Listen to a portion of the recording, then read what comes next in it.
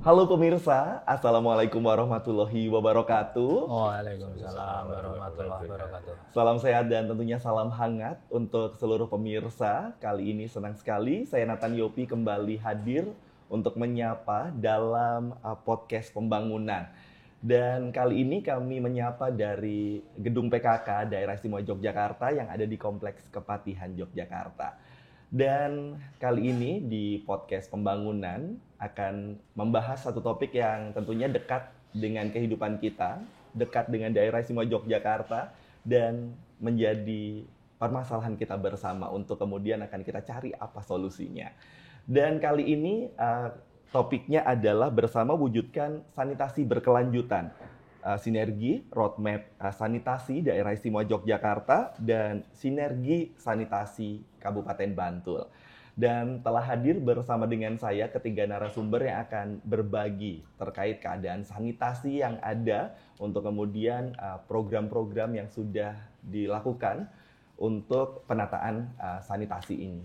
Dan telah hadir bersama dengan saya yang pertama saya akan langsung menyapa ini dari Komisi C DPRD Daerah Istimewa Yogyakarta ada Bapak Raden Inoki. Pak Inoki, apa kabar Pak? Alhamdulillah sehat. Alhamdulillah sehat. Terima kasih hadirnya juga kepada Pak Ari Budi Nugroho, ini Kepala Bapeda Pemkab Bantul. Laras ya Pak Ari, apa kabar Pak Ari? Alhamdulillah sehat Mas. Alhamdulillah Sugeng Rawuh juga kepada Bapak Agung Setiawan, analis kebijakan ahli muda ini dari Biro PIWP 2 Setda DIY gitu. Mas Agung, sehat juga Alhamdulillah. Terima kasih atas kehadiran ketiga narasumber yang tentunya berkompeten untuk nantinya akan bersama sharing terkait topik ini. Nah, seperti yang kita ketahui bersama, sanitasi ini menjadi sangat penting di dalam kehidupan kita. Terkadang sanitasi secara sempit kita artikan hanya sekedar air limbah. Padahal sanitasi lebih luas daripada itu. Bagaimana sanitasi adalah pada penataan lingkungan, bagaimana permasalahan sampah dan lingkungan secara utuh. Untuk kemudian dalam rangka mewujudkan sanitasi berkelanjutan ini, khususnya juga sinergi roadmap sanitasi daerah istimewa Yogyakarta dengan strategi sanitasi di Kabupaten Bantul. Maka yang pertama saya akan langsung menuju ke Bapeda Kabupaten Bantul. Ini boleh diceritakan kondisi saat ini bagaimana sanitasi yang ada di Kabupaten Bantul, Pak Ari. Ya, oke, terima kasih Mas. Jadi kalau berbicara sanitasi, jadi sanitasi ini kan mencakup tadi disampaikan masalah ya air limbah, kemudian sampah yang ini memang erat kaitannya dengan hidup kita sehari-hari. Nah, kalau kita berbicara mengenai air limbah ini menjadi fokus yang sebenarnya sangat penting. Kalau kita tidak baik menanganinya, karena ini kaitannya dengan ya lingkungan kita, bagaimana nanti pengaruh dengan air tanah, air sumur kita dan sebagainya. Nah, kalau terkait dengan air limbah, memang di Bantul ini sudah ada beberapa pola yang diterapkan, yaitu antara lain sistem pengelolaan air limbah yang setempat. Jadi ini utamanya dimiliki oleh hampir setiap rumah. Jadi kalau kita kenal ada yang namanya septic tank gitu ya setempat di masing-masing rumah. Cuman ini kan kadang mempunyai tingkat risiko yang cukup tinggi karena memang kalau pemahamannya kurang baik terkait dengan masalah spalde yang setempat ini bisa mencemari lingkungan. Kemudian yang kedua, sistem pengelolaan air limbah yang terpusat. Nah, terpusatnya ada yang skala kota di Bantul punya, yang itu yang ada di Bambang Lipuro maupun yang ini yang Spal DT yang skala regional. Nah, yang regional itu kan ada di Bantul juga, di Sewon. Jadi ini digunakan oleh 2 kabupaten 1 kota. Kemudian yang berikutnya juga kita menyinggung ini berhubungan dengan permasalahan sanitasi yang berikutnya adalah sampah. Jadi kalau beberapa puluh tahun yang lalu pendekatan kita adalah sampah itu adalah kumpul angkut buang yang dulu dibuang ke TPA Piungan. Nah, sekarang kan pola pendekatannya menjadi berubah. Sampah ditangani, diselesaikan oleh masing-masing kabupaten ya kumpul, angkut, olah. Nah, kita di Bantul punya ya bank sampah, kemudian punya TPS 3R, kemudian kita juga punya TPST. Ini semua dalam rangka untuk mengatasi berbagai permasalahan sanitasi tadi. Jadi kalau dari gambaran memang kita sudah mencoba menerapkan sesuai dengan regulasi-regulasi, cuman itu memang belum bisa menyeluruh, Mas. Harus secara bertahap. Ini berkaitan dengan ketersediaan anggaran, kemudian juga terkait dengan kesadaran dari masyarakat dan juga terkait dengan tempat. Jadi memang ini secara bertahap, tidak bisa semudah kita membalik tangan begitu untuk mencapai sanitasi yang baik di Kabupaten Bantul ini. Apalagi Bantul ini kan daerah hilir.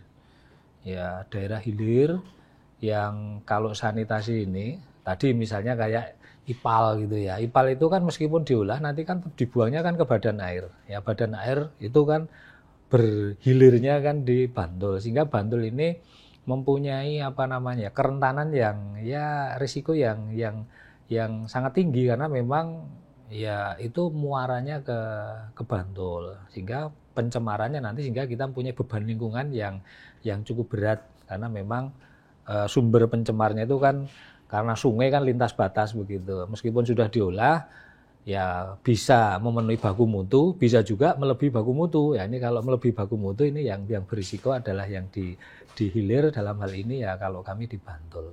Jadi emang rezekinya Kabupaten Bantul ya Pak. Ya. Kalau akhirnya apa yang terjadi di hulu ini akhirnya berdampak pada kondisi lingkungan yang ada di Kabupaten Bantul.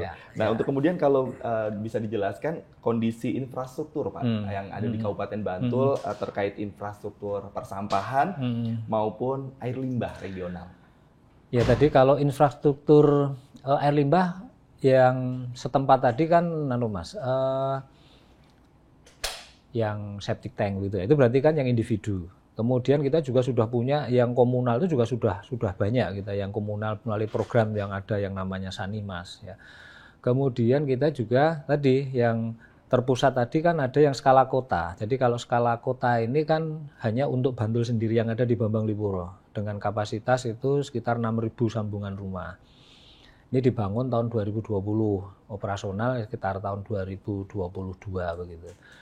Kemudian yang berikutnya yang sampah, kita punya infrastruktur di beberapa titik.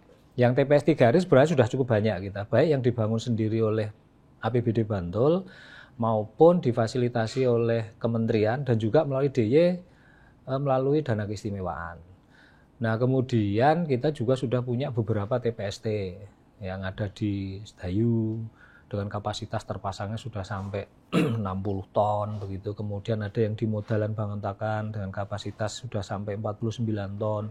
Kemudian juga kita berencana untuk mengembangkan lagi begitu untuk TPST yang ada di Bantul sisi timur yang ada di Mbawuran. Jadi infrastruktur kita sudah ada di beberapa titik. Cuman ini masih terus ya ada yang kita improve karena memang kalau dulu infrastrukturnya yang kita bangun itu kan hanya untuk untuk penanganan sementara karena langsung dibuang ke Piungan. Nah sekarang kan harus tuntas selesai di sana. Nah ini ada yang kita improve misalnya TPS 3R harus kita tambah alat, kemudian kita tambah daya, kemudian kita beri sumber daya manusianya untuk ngolah dan sebagainya. Jadi untuk Bantul ya sudah ibaratnya orang Jawa ya boko sithik begitu dalam rangka untuk mencapai sanitasi yang berkelanjutan. Ya memang kalau saat ini memang kita untuk yang air limbah itu sanitasi amanannya masih kurang lebih 25%. Ya, jadi masih punya PR yang cukup besar tapi ini terus kita lakukan. Terus dilakukan ya Pak demi mewujudkan sanitasi yang berkelanjutan. Karena memang kondisi Bantul juga memang sangat beragam ya Pak. Ada yang memang luasan wilayahnya ini masih cukup untuk bikin septic tank yang jauh dari sumber air, tapi juga ada daerah yang memang sangat padat penduduk sehingga butuh tadi IPAL komunal dan lain sebagainya. Untuk kemudian kalau saya sekarang bergeser ke Pak Agung, ini dapat disampaikan mengenai kebijakan sebenarnya apa yang dilakukan dalam penyelenggaraan sanitasi di daerah istimewa Yogyakarta. Terima kasih Mas Yopi. Jadi kami di Pemda DIY ini tentu saja mengacu pada kebijakan yang ada di pusat juga, di mana terkait SDGs, ada Perpres nomor 111 tahun 2022 ini mengatur tentang pencapaian SDGs di Indonesia, di mana di situ ada tujuan 6 yang terkait dengan sanitasi, menjamin akses air minum dan sanitasi layak dan aman. Nah, ini yang jadi patokan kita untuk melaksanakan pengelolaan dan pembangunan sanitasi di daerah. Kemudian ada pula Permendagri nomor 87 tahun 2022 tentang percepatan sanitasi berkelanjutan di daerah, yang dimana dalam Permendagri itu mengamanatkan agar di provinsi menyusun roadmap sanitasi yang ditetapkan dengan peraturan gubernur. Menindaklanjuti hal tersebut, kita di DIY sudah menindaklanjutinya menjadi peraturan gubernur nomor 40 tahun 2024 tentang roadmap sanitasi DIY tahun 2024 sampai 2027, di mana di dalam roadmap tersebut berisi strategi, kemudian arah kebijakan dan program kegiatan yang akan menjadi landasan dalam pengelolaan dan pembangunan sanitasi di DIY. Mungkin itu beberapa kebijakan yang sudah kita keluarkan terkait sanitasi, Mas. Kalau untuk target dan rencana implementasinya gimana nih Pak? Jadi kalau untuk targetnya mungkin kita bisa kelompokkan menjadi dua ya, di mana sanitasi ini ada yang terkait dengan tadi Pak Ari juga sudah ngendiko terkait air limbah maupun terkait persampahan. Untuk targetnya mungkin nanti bisa kita lihat bersama-sama di roadmap sanitasi, di mana di lampiran Pergub itu sudah terdapat target yang harus dicapai masing-masing wilayah, baik itu di lingkup DIY maupun masing-masing kabupaten kota, termasuk di Bantul, di mana untuk di tahun 2025 ini kalau tidak salah untuk di DIY kita mencapai target untuk akses air limbah aman dan layak itu 98, sekian%. Kemudian untuk yang di tahun kemarin ada di sekitar angka 97 sekian persen ya. Untuk lebih lengkapnya mungkin bisa kita presentasi bersama-sama di lampiran Pergub tentang roadmap sanitasi tersebut, Mas. 98, sekian persen, ini tinggi sekali capaiannya ya Pak? Jadi untuk DIY kita relatif sudah cukup bagus untuk air limbah dan domestik tadi. Untuk BABS kita sudah mendekati 0 ya, bisa dibilang 0 lah. Cukup baik capaian untuk DIY tersebut. Baik, terima kasih Pak Ari dan Pak Agung yang telah membuka wawasan kita terkait sanitasi. Untuk kemudian selanjutnya saya bergeser ke Pak Dewan, Pak Inoki, untuk kemudian pandangan Bapak selaku wakil rakyat ini terkait bagaimana terhadap isu dan kebijakan penyelenggaraan pembangunan sanitasi yang ada di DIY, Pak.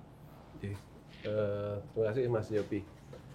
Jadi dasar dari pengelolaan sanitasi ini adalah di DIY ya, ini Pergub 40 2024. Nah, di Pergub itu sudah mengamanatkan target-target per tahun. Dan saya tidak melihat dalam Pergub itu soal air bersih, Mas. Jadi yang dibahas di Pergub itu adalah berkaitan dengan limbah domestik, kemudian sampah. Nah, yang air ini tidak masuk di Pergub itu. Padahal kalau kemudian kita bicara dari Perpres, kemudian Permendagri itu air mestinya masuk. Cuman di Pergub saya lihat dua hal ini. Tapi bahwa isu dari dua hal ini memang sangat penting bagi kita. Nah, ditetapkan tanggal 5 Agustus 2024, Pergub dimaksud. Nah, saya kira ini setahun. Dan amanah dari Pergub itu adalah selama 1 tahun itu ada pelaporan kepada gubernur ya Mas ya. Dari Monef itu, dari setahun pelaksanaan dari Pergub itu. Nah saya juga, mungkin nanti Mas Agung, ini justru kami juga mohon dong, ini diberikan. Selama setahun ini sudah seberapa, apa saja yang dikerjakan. Karena Pergub ini juga memberikan amanah, membolehkan review atas evaluasi ya, atas evaluasi. Itu ada review, diperkenankan, dan itu bironya Mas Agung yang punya tugas untuk itu. Nah, kalau kemudian kita lihat bahwa di Pergub itu masih bicara soal layak dan aman, belum berkelanjutan. Gitu Mas Agung. Nah, karena berkelanjutan ini munculnya juga belakangan setelah Pergub ini muncul. Saya kira ini juga harus menjadi bagian dari yang mestinya direview. Sehingga nanti bisa sesuai dengan arahan dari pusat dan kita tindak lanjuti di daerah. Saya kira itu dulu Mas Yopi, nanti kita lanjut. Ya, lanjut. Tapi Pak Agus berkenan ditanggapi terlebih dahulu gimana nih Pak? Jadi leres yang tadi bahwa memang ada peluang review di Pergub tentang norma sanitasi itu. Mengapa tadi Bapak Andika terkait air limbah dan persamaan saja yang diatur dalam Pergub ini, karena kami mengacu pada di Undang-Undang tentang Kewenangan Pemerintahan Daerah, bahwasanya di lampiran undang-undang tersebut terkait urusan sanitasi, provinsi mengampu dalam hal pengelolaan air limbah domestik dan persampahan, Bapak. Jadi menika yang menjadi dasar kami memasukkan dua itu dan belum memasukkan terkait air minum, Bapak. Jadi, lalu untuk kemudian yang menjadi tantangan dalam penyelenggaraan sanitasi di DIY ini apa, Pak? Terkait tantangan baik itu untuk air limbah domestik maupun untuk persampahan, mungkin bisa kita kelompokkan menjadi 5 isu strategis. Yang pertama terkait regulasi, kemudian yang kedua terkait kelembagaan, kemudian terkait teknisnya, kemudian yang keempat terkait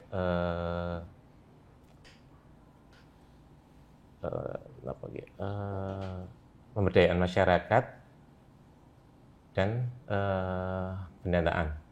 Jadi dari beberapa isu dan tantangan itu tadi mungkin tidak kita bahas satu persatu, karena kalau kita oncai bersama itu bisa seharian, ini tidak selesai nanti podcastnya Mas. Jadi mungkin yang menjadi poin bersama, terutama untuk kita bersama dan masyarakat, bahwasanya menjadi isu penting baik itu untuk air minum, air limbah dan persampahan ini masih rendahnya kesadaran masyarakat terkait isu persampahan maupun air limbah domestik. Nah, ini yang perlu kita upayakan bersama agar masyarakat semakin sadar terhadap pentingnya pengelolaan air limbah yang baik, kemudian tidak membuang sampah sembarangan, tidak melakukan pembakaran sampah juga.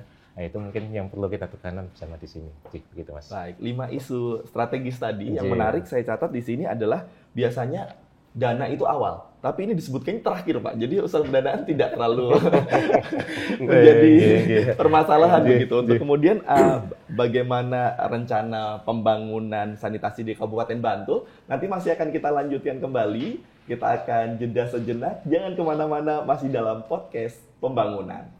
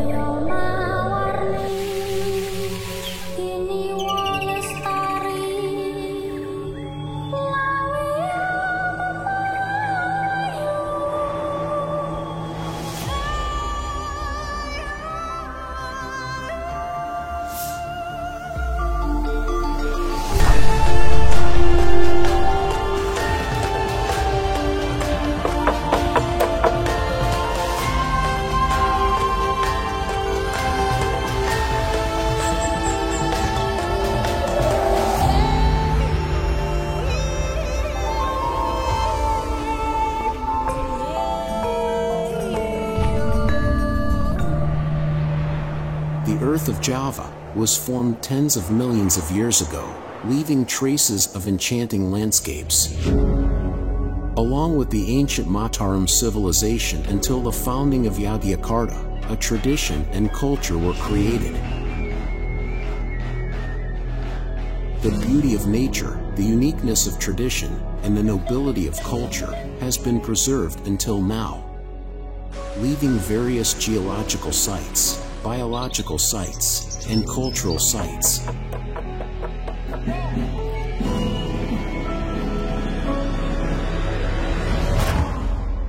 The geological site is clearly visible in the Menare Hills. Karst hills formed from coral rocks, shallow marine outcrops in the Eocene. Incandescent lava that was instantly frozen by water and air, piles of ancient volcanic ash that condensed into exotic cliffs.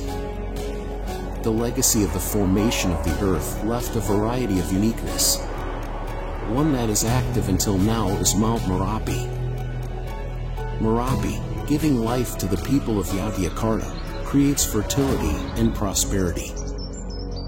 Forming valleys, flowing rivers to the ocean, exposing grains of sand to become dazzling sand dunes. Civilization grows with tradition and culture, in harmony with nature. Feel the peace, the coolness of the morning shrouded in mist, greeted with warm sunshine, as warm as their smiles. Tell me what you wanna be. Raise your spirit, get ready to explore its charms. What you wanna be.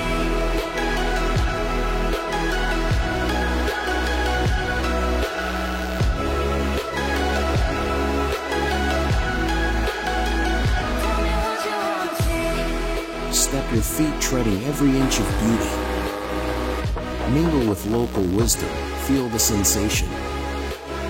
Keep moving, follow the beat. What you wanna see. Nature takes you flying along its beauty.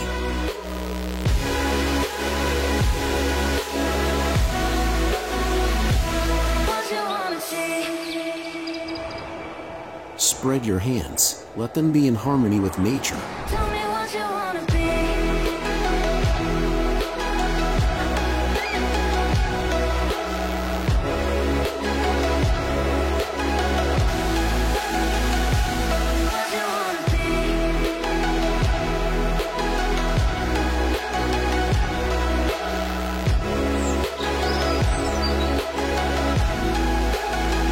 Tell me what you wanna see.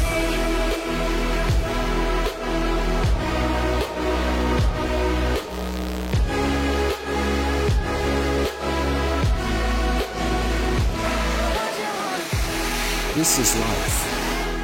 Nature always takes care of you. Then, preserve it. Preserving nature, protecting life. What you wanna be.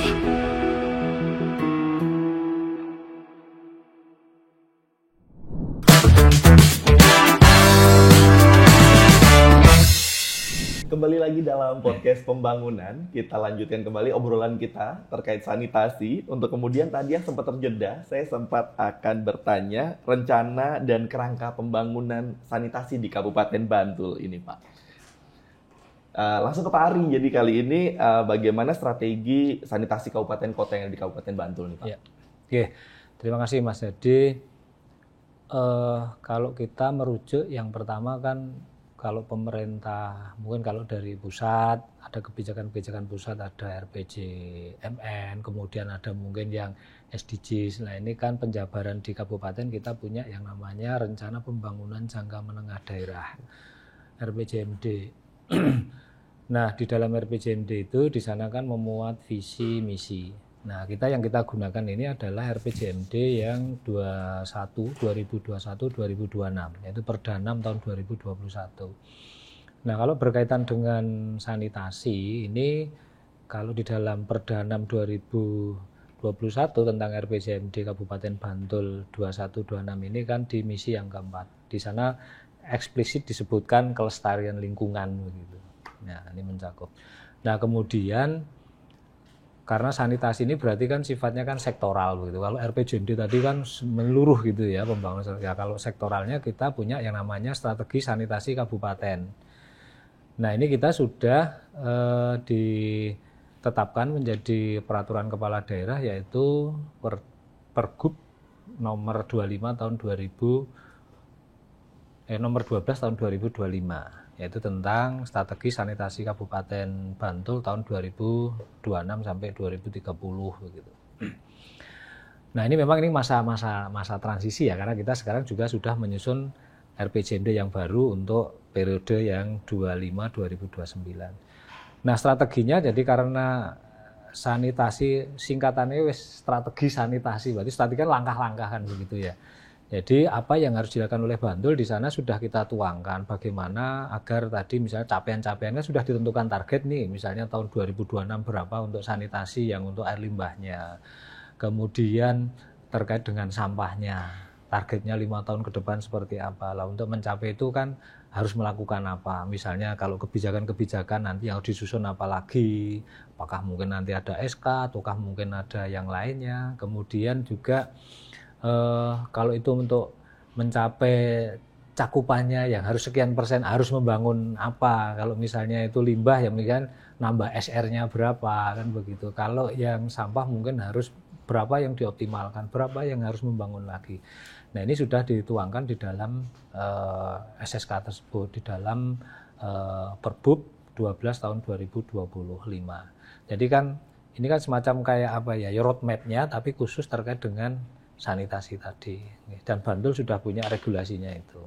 Baik, secara teknis maupun implementasi tadi sudah dijelaskan. Untuk kemudian saya bergeser untuk level koordinasi ini sebenarnya apa tantangan dalam penyelenggaraan sanitasi kalau di daerah istimewa Yogyakarta ataupun fokus di Kabupaten Bantul ini Pak Agung? Kalau untuk tantangan penyelenggaraan sanitasi, mungkin tadi hampir mirip dengan yang kita sampaikan di segmen sebelumnya tadi.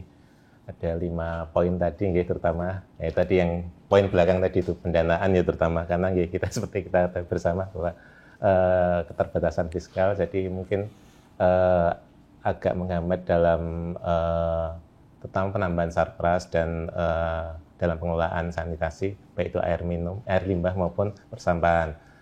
Selanjutnya untuk tantangan ke depan mungkin perlu adanya sinergi maupun koordinasi yang lebih lanjut, baik itu dalam forum-forum resmi maupun dalam hal perencanaan. Misal dalam perencanaan, dalam hal penyusunan jakstrada maupun rencana induk persampahan maupun air limbah di level kabupaten kota, itu harus mereferensi atau menginduk pada arah dan strategi maupun kebijakan yang ada di provinsi. Itu yang mungkin ke depan perlu kita intensifkan lagi, Pak Ari, mungkin biar lebih sinkron kita ke depannya, biar lebih baik lagi untuk pengelolaan sanitasi ke depannya. Mungkin itu Mas Yopi. Untuk kemudian dengan posisi capaian sanitasi di DIY yang sudah cukup tinggi, ini tuh kemudian apa yang masih terus dilakukan ini Pak? Yang masih terus kita lakukan tentunya sinergi antara kita di level provinsi maupun dengan elemen stakeholder yang lain, baik itu dari legislatif maupun dengan kabupaten kota maupun dengan pemerintah pusat. Dalam hal ini ada Balai BPPW, di Balai Prasarana dan Pembangunan Wilayah, yang merupakan perwakilan dari Kementerian PU, di mana dari BPPW juga sudah banyak membantu terkait penyelenggaraan sanitasi di DIY. Antara lain tadi membantu dalam pembuatan TPST Pak Ari di Kabupaten Bantul, juga mungkin hal-hal yang lain. Kemudian kita juga melakukan semacam komunikasi juga dengan akademisi juga, di mana di DIY juga ada Pokja PKP maupun forum PKP ya. Di forum PKP itu melibatkan juga akademisi di dalamnya. Jadi semakin banyak input yang diterima oleh pemerintah daerah dalam hal ini, akan semakin baik untuk penyelenggaraan sanitasi yang lebih baik ke depannya, Mas. Mungkin seperti itu, Mas Yopi. Baik, secara level koordinasi sudah aman, udah oke. Untuk kemudian bagaimana terkait kebijakan, ini saya menuju ke Pak Inoki kembali untuk bentuk dukungan yang diberikan DPRD terhadap upaya pencapaian akses sanitasi yang aman ini, Pak. Kalau ketugasan kami ada dari 5 isu tadi kan regulasi dan pendanaan, Mas. Kemudian tugasan pengawasan. Nah, dari segi regulasi, dari roadmap di Pergub itu, semua kabupaten sudah punya regulasi berkaitan dengan persampahan kan begitu, termasuk kemudian biaya pungutan dan sebagainya. Termasuk kemudian di Bantul tadi Pak Ari ngendika baru ini, berarti tahun 2025 kan Perbubnya baru. Saya kira ini yang regulasi ini tentu harus kita lihat terus, kita review untuk kita sesuaikan. Kalau kemudian ada yang kurang, kalau kemudian yang belum saya kira tinggal pada implementasi dari pelaksanaan perda maupun pergub yang sudah dibikin. Kalau kami di DIY ya pergub ya, tapi di Bantul tadi pergub karena wilayah di kabupaten. Tapi tadi sempat disinggung Pak Ari, Bantul ini kan ya muaranya ini istimewa. Muaranya muara sungai ya Pak, tapi juga muara dari kota, dari Sleman kan begitu, muaranya di Bantul. Tadi tidak disinggung juga bahwa IPAL komunal itu nanti ya larinya ke sungai. Tapi kita juga perlu cek nih, sebenarnya sudah melalui yang rumah tangga ya, yang rumah tangga itu sudah melalui proses belum, septic tank belum, atau kemudian di rumahnya itu pakai kloset duduk, tempatnya bagus, tapi ternyata langsung ke sungai. Nah, ini kan juga perlu kita koreksi. Dan saya yakin itu masih ada. Kalau kemudian tidak berani matur banyak, tapi saya yakin masih ada. Dan ini tentu kita butuh mengedukasi masyarakat secara luas di DIY. Kalau kemudian bicara Bantul, karena Bantul tadi muara ya, yang harus kita edukasi semuanya. Makanya tadi koordinasi dari Mas Agung, teman-teman PIBP ini dengan Pemda-Pemda itu terus dilakukan. Nah, kita harus cek karena kondisi IPAL yang ada di Sewon ya Mas ya. Sewon. Di Sewon itu kan kapasitasnya 7.500 ya Mas ya. 75.000. 75.000 itu baru 28.000 kalau nggak salah. Baru 28.000. Artinya sebenarnya di wilayah ini di Jogja dan Bantul itu masih punya peluang untuk memanfaatkan IPAL yang ada di Sewon. Secara kapasitas masih aman ya Pak? Secara kapasitas masih, tapi kenapa ini belum terserap dengan baik? Ini kan juga harus kita evaluasi. Apakah karena kita kurang edukasi kepada masyarakat sehingga belum menggunakan itu, ataukah ada permasalahan lain? Misalkan pendanaannya kurang untuk menambah jaringan dan sebagainya. Nah, kalau kita sepakat ini menjadi prioritas anggaran, baik kemudian di tingkat provinsi DIY atau kemudian di tingkat kabupaten khususnya Bantul, ya mari kita susun bersama. Nah saat ini kami kan sedang menyusun prioritas anggaran nih. Saya belum melihat loh Mas, ini kemudian menjadi prioritas ini, soal sanitasi ini. Artinya belum menjadi greng kita, bahwa ini kita ayo kita bareng-bareng menjadi prioritas secara masif. Nah, terutama sebenarnya di Bantul karena salah satu visi Ngarso Dalem kan ini pembangunan wilayah selatan sebenarnya.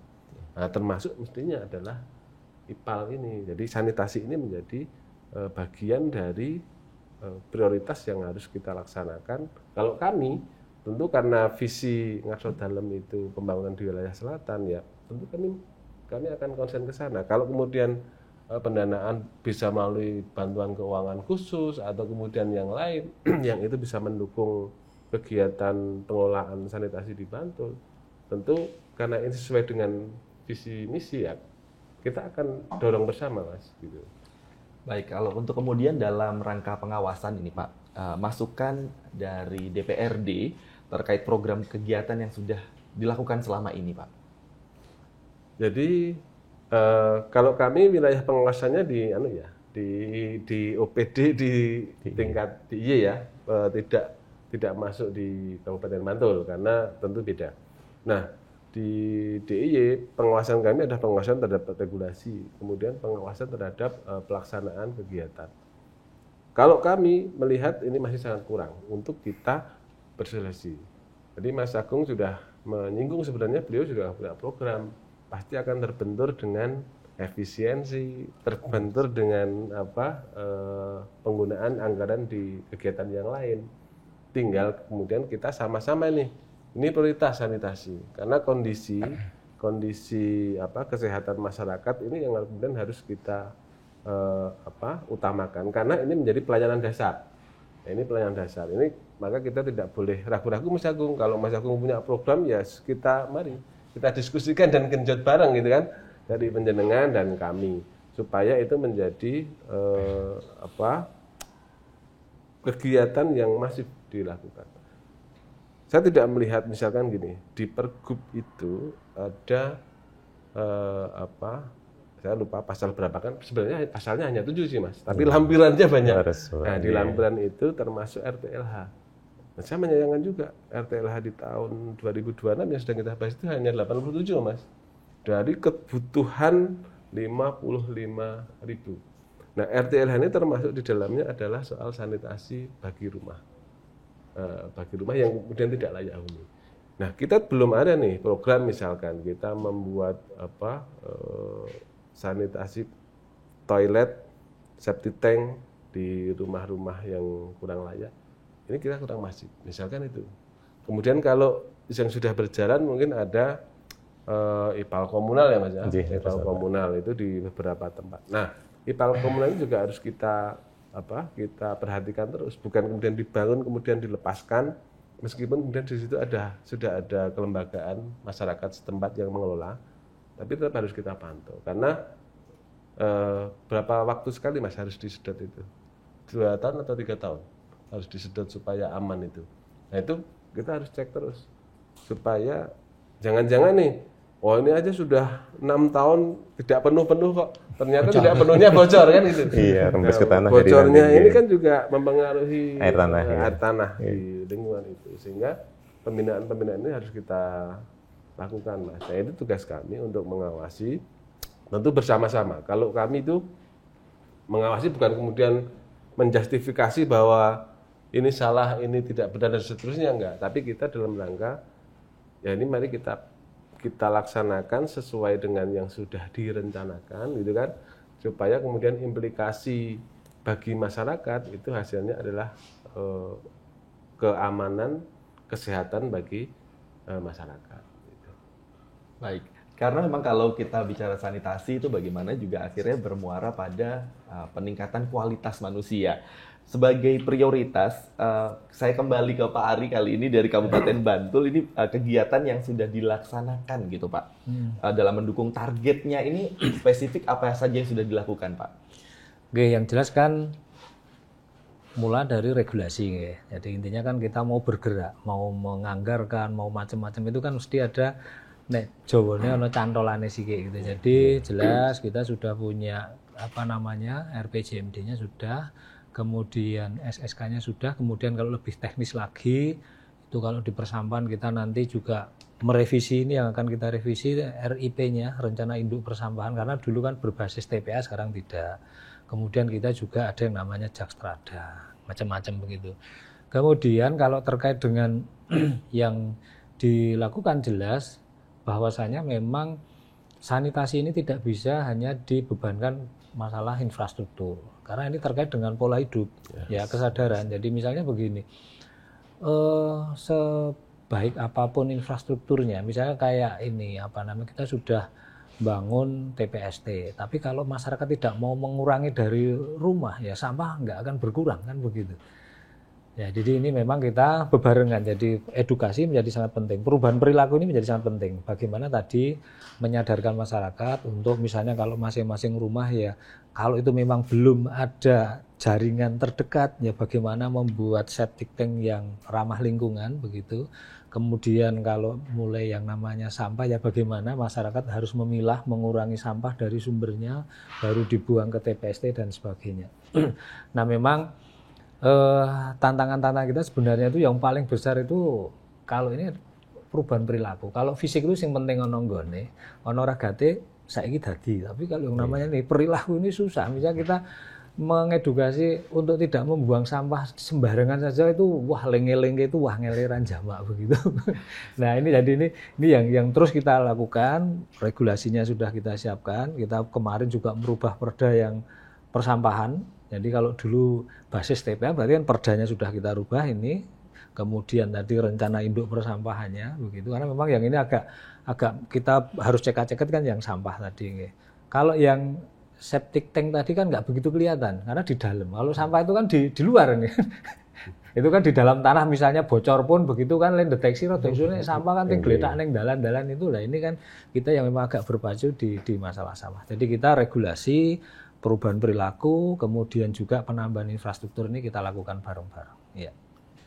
Memang dalam rangka membangun kesadaran masyarakat ini tantangan yang cukup berat ya Pak, karena setiap masyarakat juga punya standar yang berbeda tentang standar kebersihan. Kadang ada yang sudah nyaman ngene wae ora apa-apa, kok wis tahunan gitu.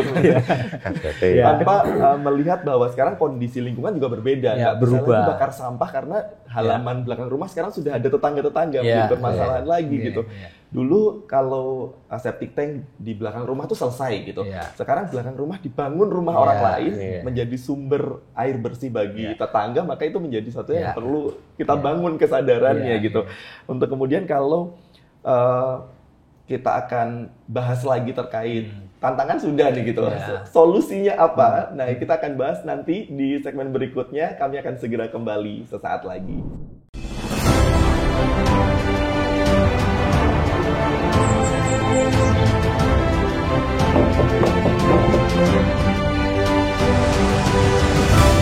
Yogyakarta dibangun dengan kemegahan alam.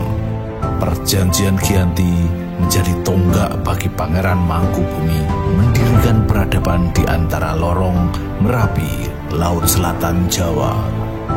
Lorong yang menumbuhkan keharmonisan antara keistimewaan Jogja dengan berbagai ragam hayati, budaya, dan keindahan alam menghadirkan Geopark Jogja.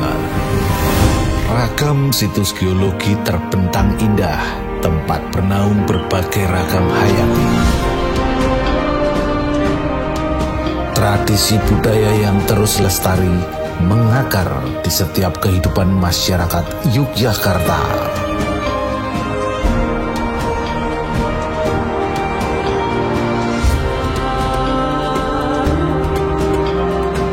Bersiaplah menjelajah pesona Yogyakarta dalam setiap jengkalnya.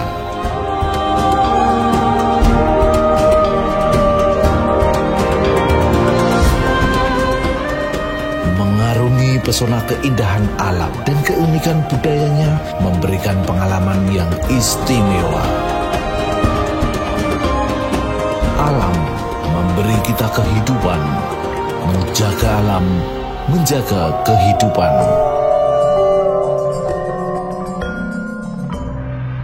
Hamemayu Hayuning Bawono.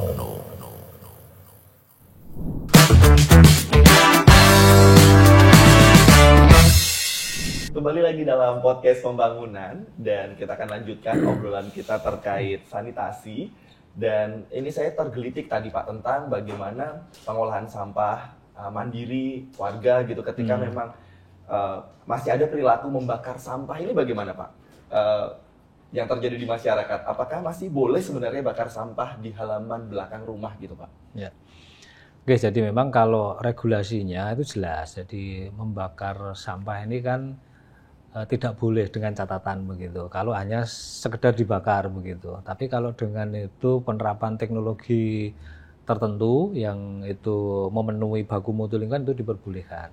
Nah, jadi kalau regulasinya jelas. Jadi tidak boleh tapi ada tetapinya. Boleh tetapi kalau ada pemanfaatan teknologi yang itu nanti hasil pembakarannya itu memenuhi baku mutu lingkungan. Itu yang pertama. Tapi memang itu tidak mudah karena memang masyarakat kan melihatnya itu kan alah ngobong ya meng dewe meng aku, tapi yang bakar itu mungkin kan tidak hanya aku sendiri. Nanti kalau saya aku sana juga akunya ditambah jadi akunya banyak sekali. Nah, ini kan mengakibatkan polusi udara. Karena begini Mas, jenis sampah itu kan dari tahun-tahun kan berubah. Mungkin waktu kita kecil kita itu menjumpai plastik itu mungkin dulu nyari plastik kan susah.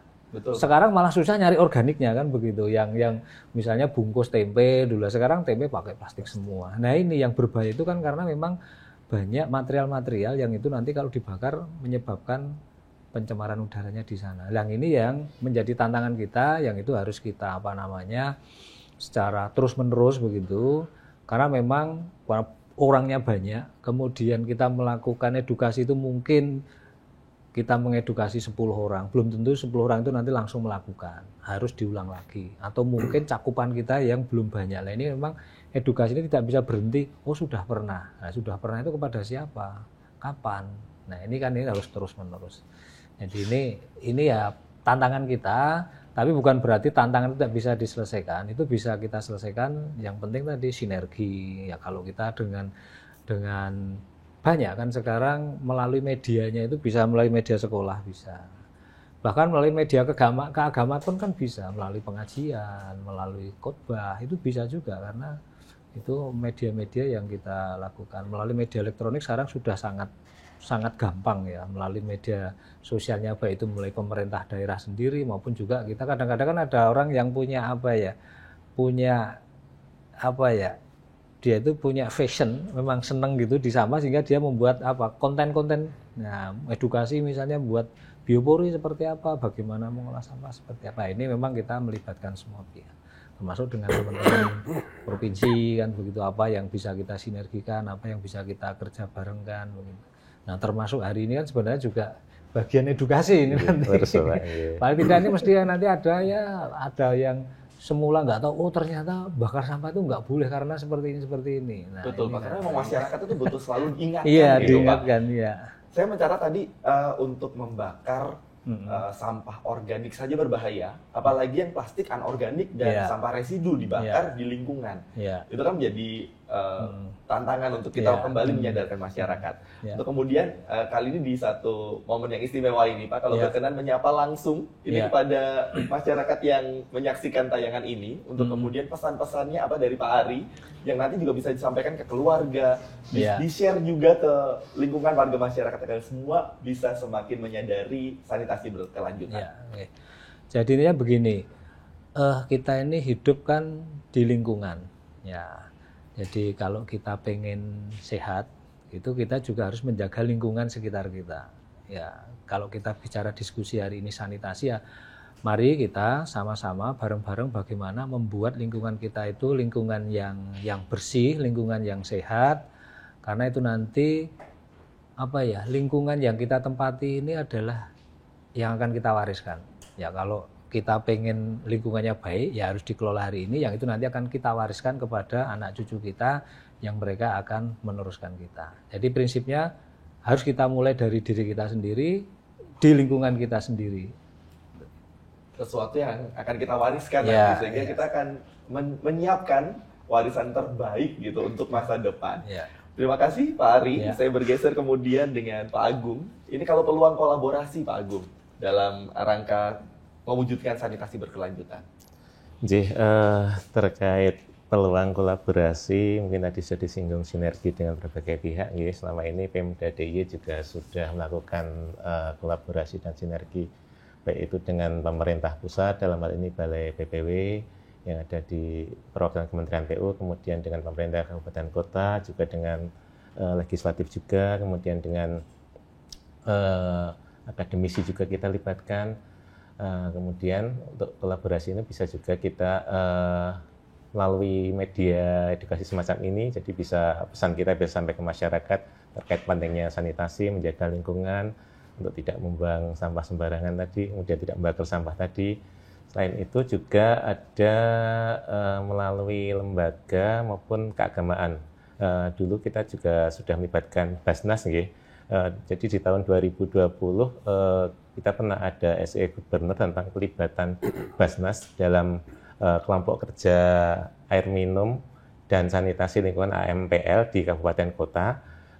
Tujuannya melibatkan Basnas ini, selama ini kan Basnas mempunyai program kegiatan untuk menyediakan sarana sanitasi seperti mungkin jamban atau septic tank segala macam. Harapannya antara Basnas dengan program yang ada di pemerintah kabupaten kota bisa sinergi sehingga bisa memperluas jangkauan terhadap masyarakat agar tidak terjadi misal dua program yang sama kok menyasar di satu titik yang sama, itu yang dihindari seperti itu.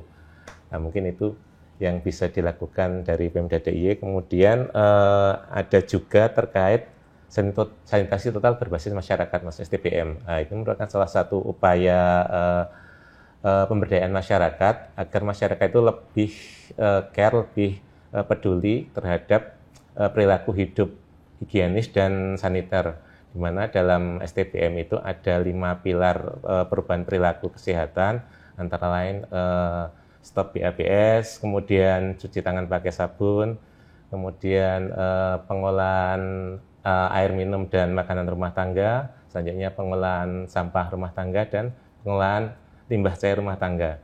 Nah, ini harapannya dengan berbagai kolaborasi dan program tadi bisa mewujudkan sanitasi yang lebih baik ke depannya di DIY ini. Seperti itu, Mas. Luar biasa. Untuk kemudian kalau sekarang saya bergeser kembali ke Pak Inoki terhadap tadi Pak, merespon kolaborasi dan sinergi antar provinsi maupun antar kabupaten kota se-Daerah Istimewa Yogyakarta. Ini apa harapan dari DPRD Daerah Istimewa Yogyakarta?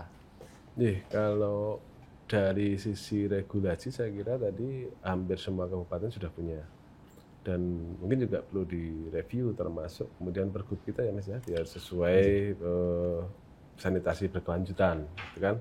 Kemudian dan berkaitan dengan anggaran, dengan pendanaan yang tadi meskipun disebutkan Mas Agung paling akhir kayaknya menjadi paling utama begitu kan.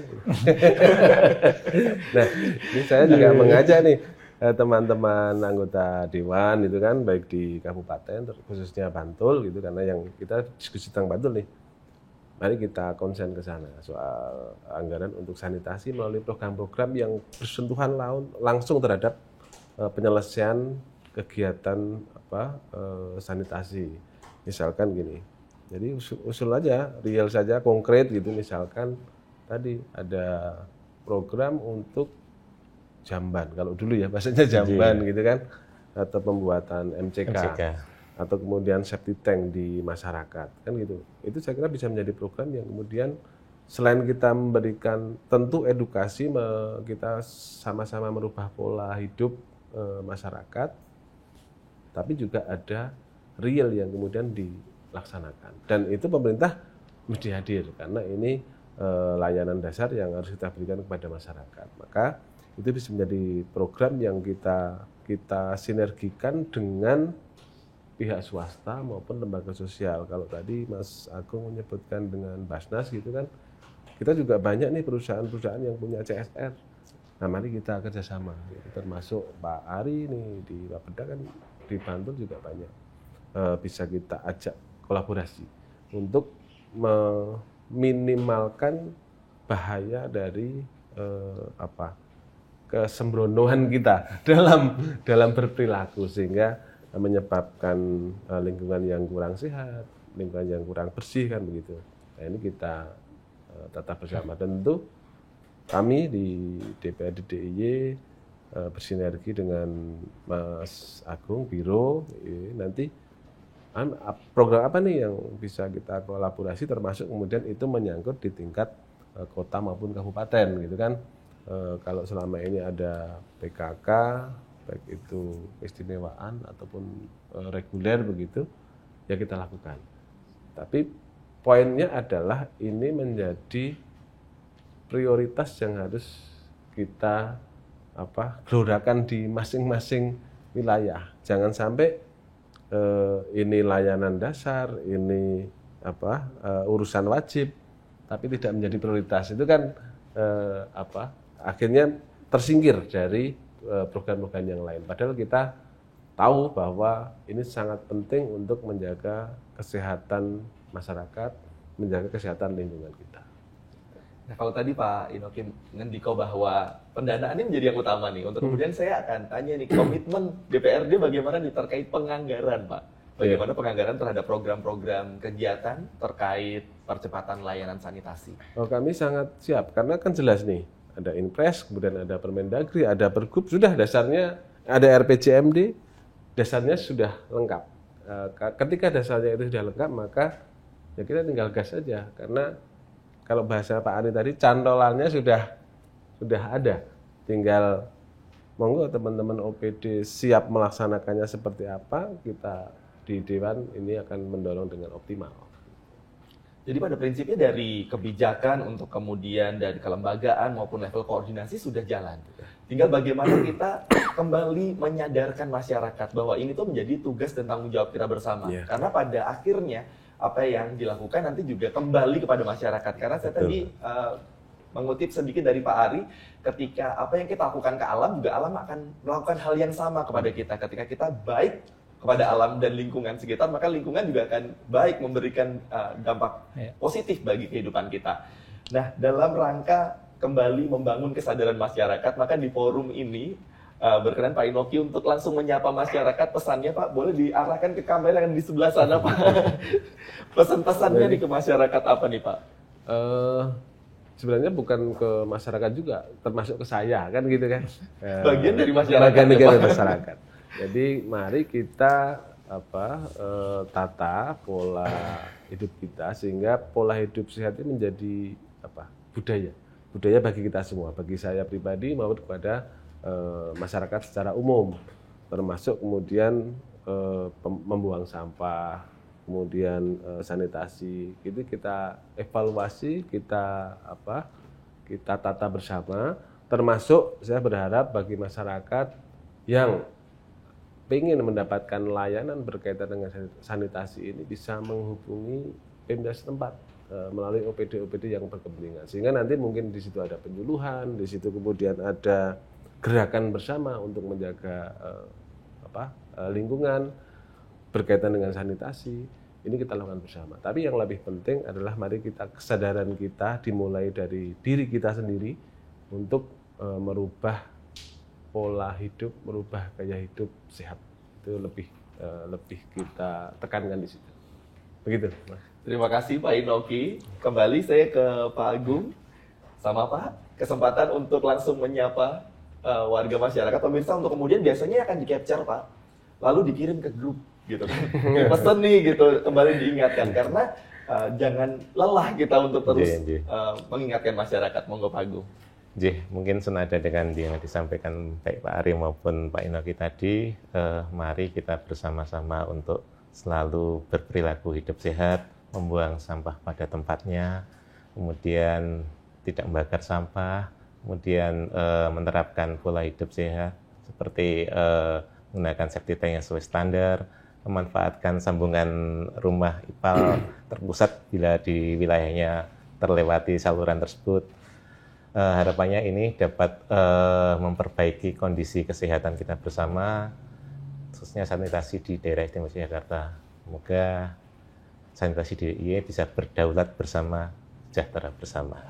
Terima kasih Pak Agung. Dan akhirnya di akhir dari kebersamaan kita kali ini, saya berikan kesempatan untuk ketiga narasumber menyampaikan closing statement-nya terkait bersama mewujudkan sanitasi berkelanjutan. Ini sinergi sanitasi daerah istimewa Yogyakarta dan sinergi sanitasi di Kabupaten Bantul. Saya akan mulai dari Pak Ari terlebih dahulu. Closing statement-nya monggo Pak. Ya, oke. Jadi sanitasi berkelanjutan itu bisa kita wujudkan kalau kita melangkah bersama. Jadi bersama kita bisa. Jadi wujudkan lingkungan yang lestari. Jadi intinya kami menghimbau kepada seluruh elemen masyarakat untuk menerapkan pola hidup yang sehat, jaga sanitasi kita, bersama-sama dengan pemerintah, pasti lingkungan dan sanitasi yang berkelanjutan akan terwujud. Lingkungan yang lestari menjadi dambaan kita bersama. Untuk kemudian closing statement dari Pak Agung. Mari kita bersama-sama jaga lingkungan sekitar kita. Kita mulai dari hal yang terkecil, dari saat ini, dari keluarga kita, untuk berperilaku hidup sehat, kemudian bisa mewujudkan sanitasi yang berkelanjutan, yang akan berdampak positif bagi kehidupan kita di sekitar. Begitu Mas. Dimulai dari hal kecil dan dimulai dari sekarang. Untuk kemudian berkenan Pak Inoki. Harusnya tadi statement saya tuh, tapi sudah. Oh sudah. Jadi saya kira banyak sudah disampaikan, dan poin yang kita diskusikan ini adalah kita merubah pola kita untuk ke arah hidup yang lebih sehat dan bersih, untuk menjaga kelestarian bumi sesuai dengan falsafah kita, Hamemayu Hayuning Bawono. Saya kira itu yang kemudian harus kita gelorakan bersama di semua tingkatan. Dimulai dari kita pribadi, keluarga dan masyarakat. Gitu. Komitmen dimulai dari lingkungan terdekat kita. Dan sekali lagi terima kasih Pak Inoki, terima kasih juga Pak Agung, Pak Ari atas waktunya, kesempatan untuk berbagi bersama kami untuk kembali menyadarkan masyarakat bagaimana pentingnya sanitasi berkelanjutan. Semoga tayangan ini dapat kembali mengingatkan kita untuk menjaga lingkungan dan meningkatkan kualitas hidup. Dan akhirnya saya Nathan Yopi pamit undur diri. Semoga tayangan ini dapat di-share untuk kepada keluarga maupun tetangga dan handai tolan untuk bersama kita wujudkan sanitasi berkelanjutan di daerah istimewa Yogyakarta. Matur nuwun sekali lagi, terima kasih dan sampai jumpa. Assalamualaikum warahmatullahi wabarakatuh. Waalaikumsalam warahmatullahi wabarakatuh.